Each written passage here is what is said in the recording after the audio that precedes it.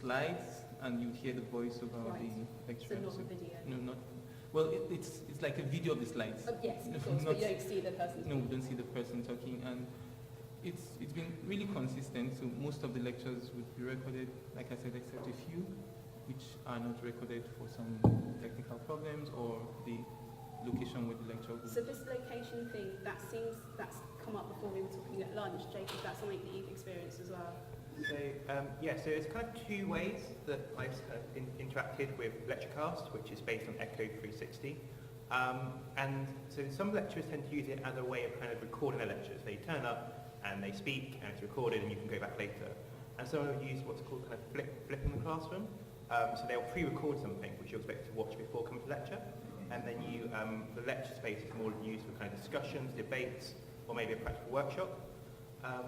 But in terms of just the pre-recording what actually happens at a lecture, that really seems to depend on the space and the facilities available. And it's kind of when you open it up on Moodle later on to the virtual learning environment, it's a bit of a kind of, you have to say a prayer before you start recording. Like, have it recorded? Is the sound quality good enough? You can actually hear what's on it.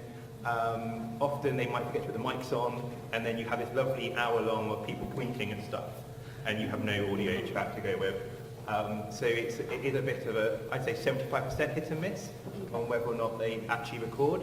And on top of that, as already mentioned, UCL, due to its size, uses a lot of external venues, and these external venues are not equipped to actually conduct LectureCast recordings. So sometimes you have lecturers who are really keen to have their recordings preserved for us to use, and they simply aren't able to do that. And so you have really weird things where half the course is recorded and half it isn't, because one day a week you're in a room that has a LectureCast recording, and one day you're not. Does anyone else want to talk about the current provision? Maria, there's not much you can say right now about UCL because it's not being offered to your... I think that might be because of the rooms that my course has been in. Or the lectures. I don't know. You're not sure? Okay. I just wanted to comment on the quality in LSATM. I think it's quite good in terms of the voice and the coordination. I don't know if there are people working at the back that always make sure before the lecture everything is working well. But most of the lectures I hear, it's always clear, audible, the volume is quite, loud enough. The only problem we have sometimes is that maybe the lecturer has not finished, but because it is exactly timed, it's like it goes off, so you're like, oh, okay. You missed the end of the lecture. So the lecturer keeps going and still discussing, but the time of the lecture is off, and it's additional 15 minutes of some discussions may not be in the recording. So that sounds like when they're scheduled and the lecturer doesn't have to press the stop or stop button, because that is how it is. It starts and stops. The lecturer does not have a role in Is that your experience as well, Alex?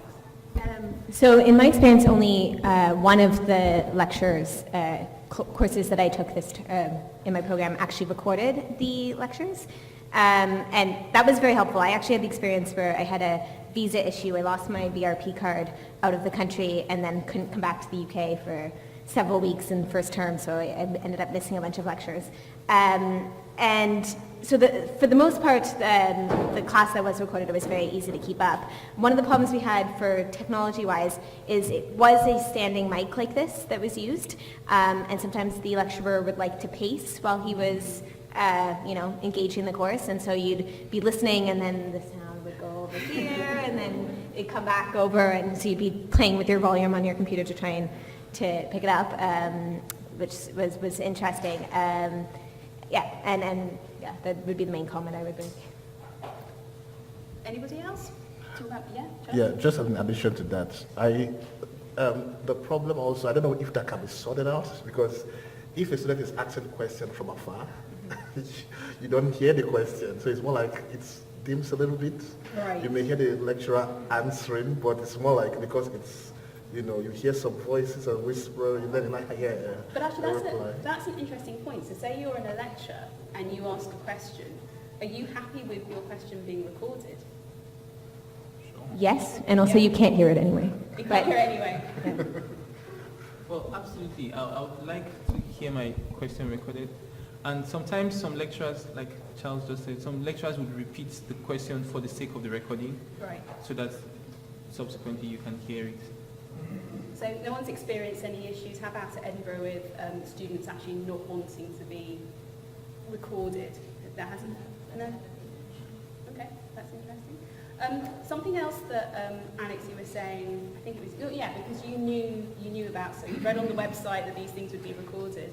I'm just wondering how you were told formally. So what we were talking about this morning was that we worried that maybe students are so bombarded at the beginning of their studies, they come in, they'll go to Freshers Week, as Jacob would have gone, and you're given like a deluge of stuff, including the lecture recording, and that's why some students just haven't taken it in. What was your experiences? How did you know that you would have recordings? Yeah, sure, go for it. So yeah, it is listed on the website. Also, when I was out of the country, the center director did tell me, oh, don't worry, everything will be recorded, you know, you're not going to miss anything, and then, of course, it wasn't. I should mention, for SOAS, all of our rooms are equipped, so it's not a technological reason why they're not recorded, it's just people not wanting to do it. But I would say when it is recorded, you can see it. It's like up on the wall like this. It's very clear that it's happening. You can see the little icon of the professor walking around and stuff, even in the class when you're in it. So you know that it's happening. And it was mentioned at the beginning of the term. Each class would also say, you know, yes, we're going to be recording this throughout the term, so you can come back and, you know, for revision or whatever. Jacob, it's probably a bit of a blur now that you finished your first year, but can you remember back to September, October? So obviously coming to university, the biggest priority is can I cook? You know, how to get to my lectures. So for me, the first interaction I had with LectureCast was a big sign on the wall saying LectureCast is operating this area, which sounded more to me like a surveillance system than a lecture capturing system. But what was really useful is a couple of lecturers actually made a point at the beginning of their lecture explaining that the series is being recorded. You can access it via Moodle, or which is our virtual learning environment.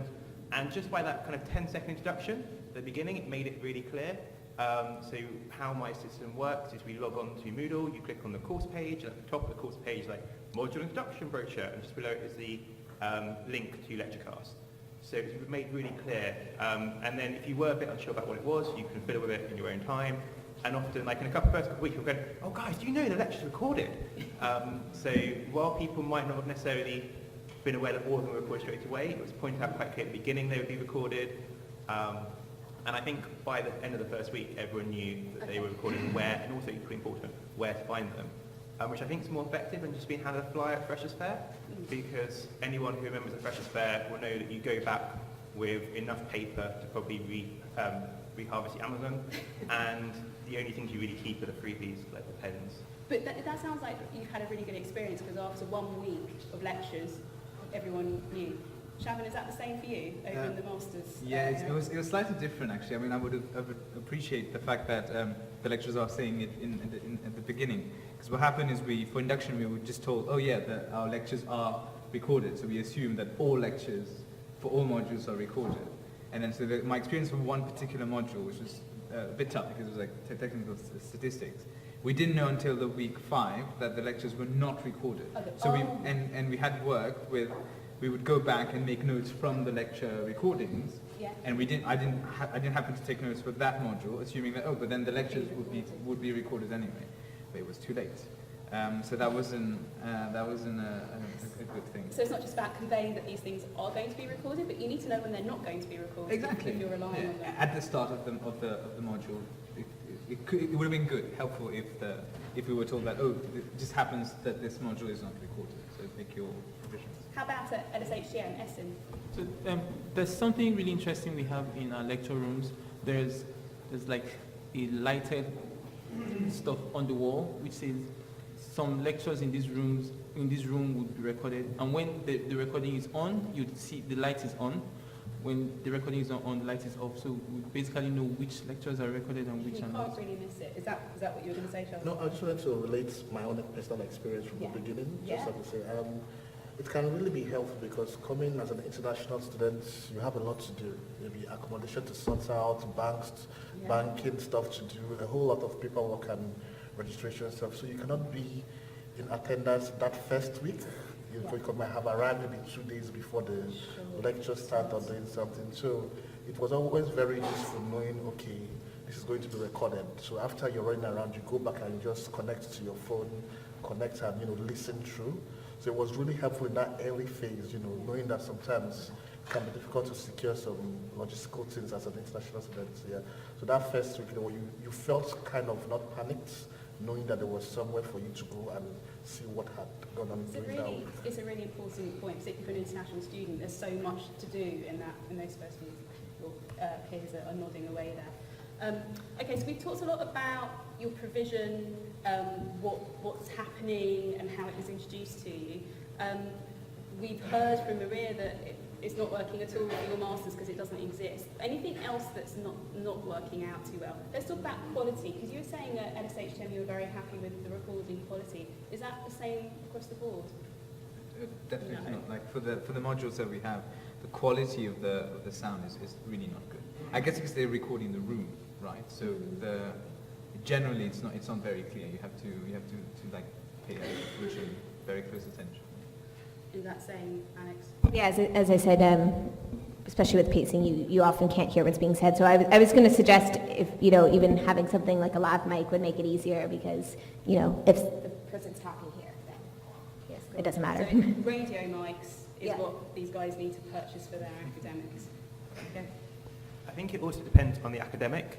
So some academics seem to be really vested in it and really support it. And so they always come in, they make sure the mic's on properly, you can see them kind of line it up, and they tend to have pretty clear recordings unless something's gone wrong along the way. But the ones who are kind of doing it because it's been a department decision and they can opt out, but they haven't, and they just do it because they kind of feel that they should be doing it, don't necessarily wear the mic or forget to put it on properly, or they just do little things that mean that the quality is affecting the recording.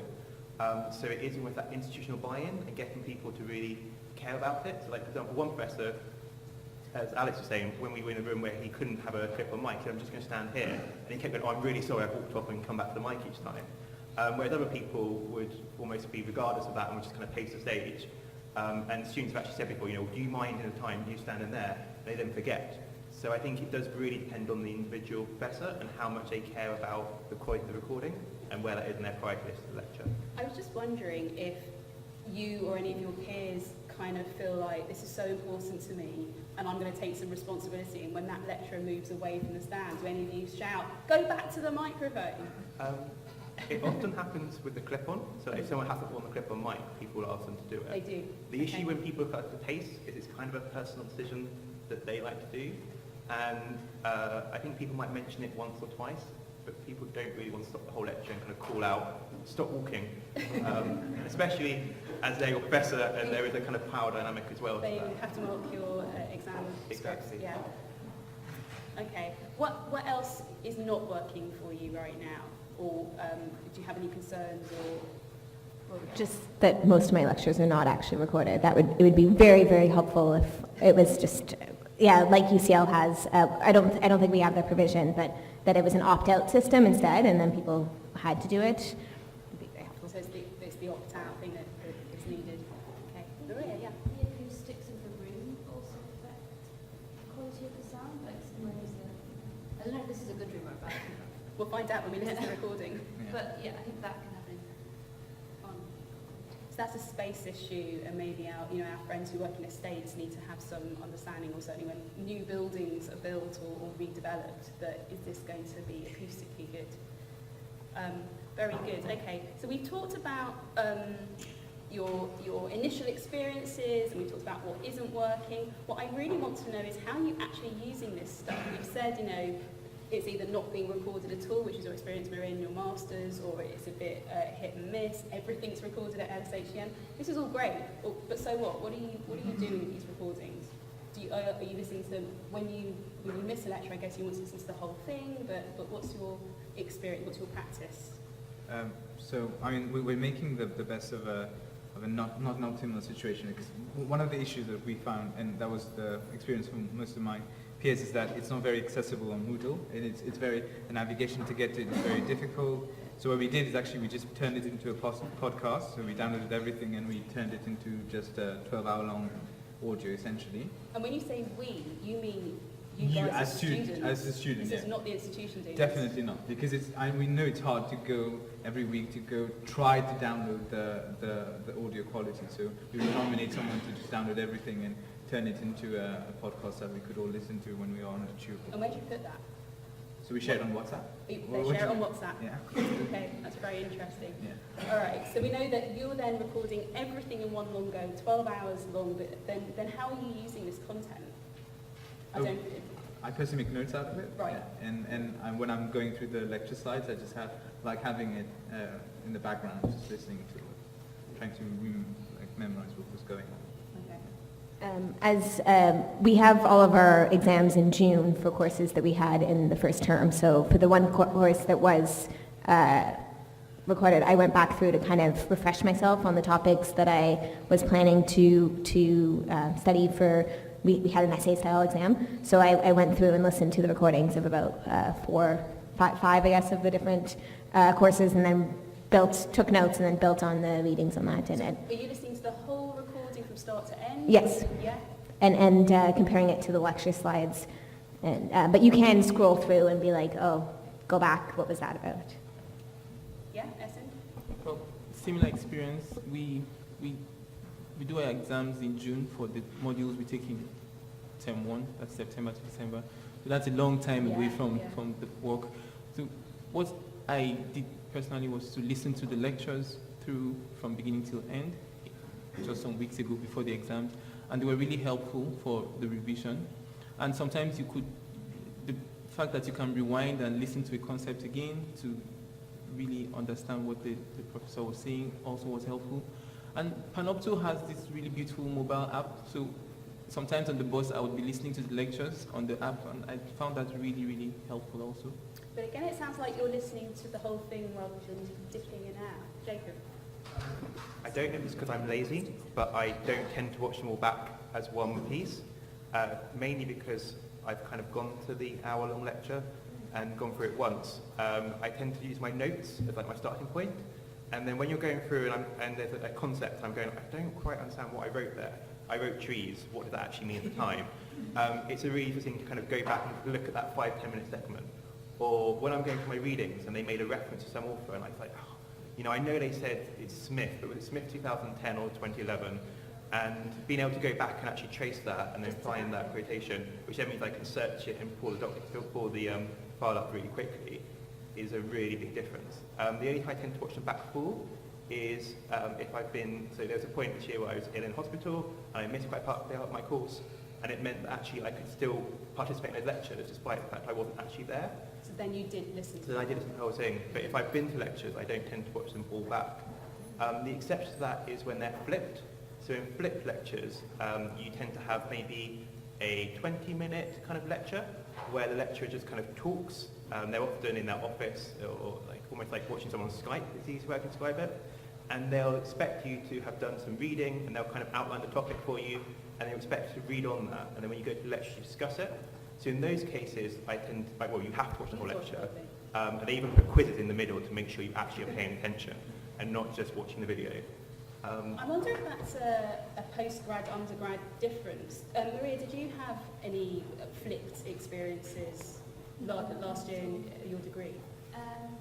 The only thing I can think of is I used lecture capture for a lecture from the career service rather than like a course module.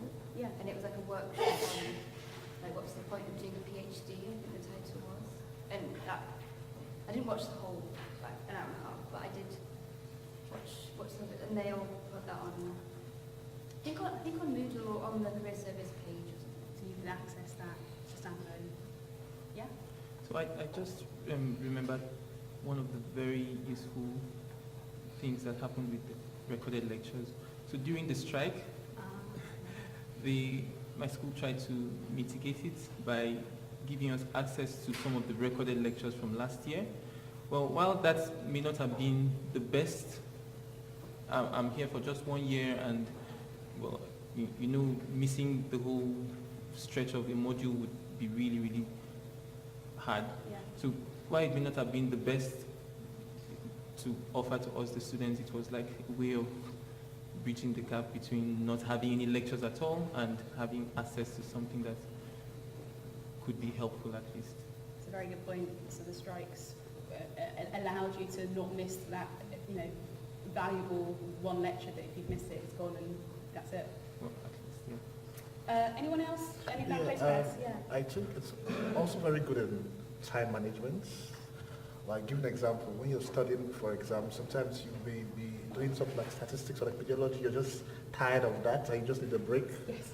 So listening can be a way of feeling, okay, at least I'm doing something, I'm listening to something. Or sometimes you might be in the barber shop or somewhere and on the queue waiting, and you just want to make sure you're using your time effectively, because it can be a long wait sometimes wherever you are. So sometimes, even if it's on the bus or somewhere, you just end up still listening and doing something, even in times where you're supposed to be, This waiting. is a conscientious student who doesn't want to waste any time. That's very So cool. it's very useful in terms of that, to make sure that at least you're covering up, Yes. at the using your time effectively. Yeah. Okay, so we've been talking about how you're using the recordings. Does anyone else want to contribute and tell us what you do? As an anecdote, Yes. for some of our modules on the MPA, we have to make a presentation, which is recorded. So it's always actually nice to go back and see how you've done and pick up on cues that you usually do. Like I used to say a lot, for instance, or to stand in front of the screen. So yeah. So this is you recording yourself? Yeah. So, to be fair, the professor actually did encourage us to do that. Go back and see what you're doing. And you're using lecturecast for that? Yeah, so it's Okay. they're recording the lecture, Yes. right? And they were advising us to go back, using lecture cards, go back and see how you've done, and make notes for yourself. Yeah. Okay, well, we're running fast out of time. Okay, that's what I've got. Thank you very much. I've got one last question, really. So I've got a good picture of what your provision is. Not so good for Maria, but you've had previous experience. And we've talked about what you're using. But if you could improve your own practice, so if you could make some changes into the way that you study, what might you want to do? And that can be about the current provision, if there's anything right now that you know you could do better. And if not, if it's not about you, then what would you like your institution to be doing better? So this is that improvements. Charles? I think for me, the problem we've had with our institution is the way they save the files with some numbers and dates. Sometimes we say, can't you just put the topic, maybe health systems, and so that I don't need to, sometimes difficult to find and check, okay, what date did I have this lecture? Codes. Yeah, so if you just have the names all tailored to each recording, yeah, so that would be so much better, because using dates and codes can be a little bit tricky. They know what they're talking about, but it's maybe not so useful for you. Yeah. Alex? So for my courses, I guess because we have a lot of part-time students in my program, even though I'm full-time, all of our lectures are in the evening. They're all 6 to 8 at night. I have one lecture even that went to 9 o'clock. So for me, that isn't my ideal learning time. I had myself low energy, and I know quite a lot of students were complaining about that. So if we had it recorded, the courses that were recorded, we could go back and kind of listen when we're actually aware and able to pay attention. But in the courses where that didn't happen, sometimes you'd see people walk out and say, I could not tell you what happened, because, it's too late in the day. That's quite harsh, unless you've signed up for a Birkbeck course where you expect to be studying at that time of night. Any last comments on what could be improved, either your own practice or your institutions? Yeah, Jacob? I think in terms of students, I think it's really important that we make it, because I think one of the biggest barriers to lecturers buying in is concerns over attendance and concerns over, if we record everything, why would students come to lectures? So I think it's really important that as students we don't see it as somewhere that we can just, as an excuse not to come to lecture still, and see it as an additional resource. So I'm very aware of that in my practice. I think sometimes it is easy to think, it's lecture class recorded, it's maybe not quite so important as one that isn't lecture class recorded. But I think it's, in terms of institutions, I think getting that buy-in is really important, and also showing why having the lectures recorded is a really effective way of learning and can help improve outcomes and improve student satisfaction. I sometimes think that lecturers feel they have to do it rather than have actually bought into the process. So if you can change it from a we must do this to we want to do this, I think that would improve both quality, outcomes, etc. A really interesting point, and I promised Jacob wasn't here this morning, so he hadn't heard what was happening in the previous conversations, but a lot of resonance there. I'm very sorry that we didn't have time to get any questions from the floor, but I hope that you agree with me that it was really interesting just hearing these guys talk about their experiences.